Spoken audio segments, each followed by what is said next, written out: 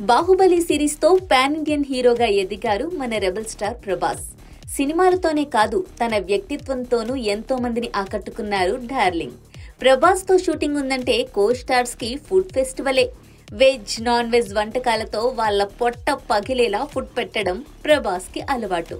తాజాగా ప్రభాస్ చేసిన ఓ గొప్ప సహాయం గురించి సోషల్ మీడియా కోడైకుస్తోంది.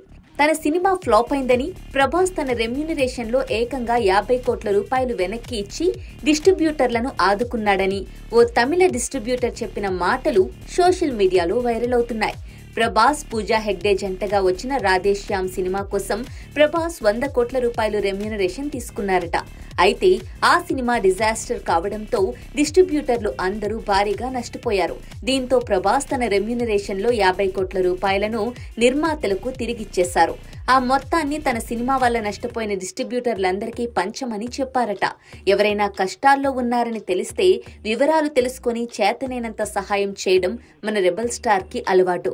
ప్రభాస్ తో కలిసి ది రాజా సాబ్ సినిమాలో నటించిన బాలీవుడ్ నటి జరీనా ఓ ఇంటర్వ్యూలో మాట్లాడుతూ ప్రభాస్ లాంటి మంచి మనిషిని తాను ఎక్కడా చూడలేదని, తనకు అలాంటి కొడుకు కావాలని అన్నారంటే డార్లింగ్ మనసు ఎంత గొప్పదో మనం అర్థం చేసుకోవచ్చు.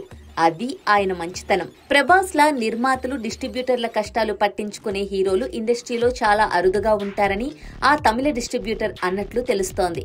అయితే ఆ డిస్ట్రిబ్యూటర్ ఎవరు, నిజంగానే ప్రభాస్ 50 కోట్ల రూపాయలు తిరిగిచ్చేశాడా అన్న విషయంలో పూర్తి క్లారిటీ లేనప్పటికీ ఇండస్ట్రీలో హీరోలంతా కూడా ఇలా ఆలోచించి డిస్ట్రిబ్యూటర్ల కష్టం అర్థం చేసుకుంటే ఇండస్ట్రీ బాగుపడుతుందని పలువురు అభిప్రాయపడుతున్నారు.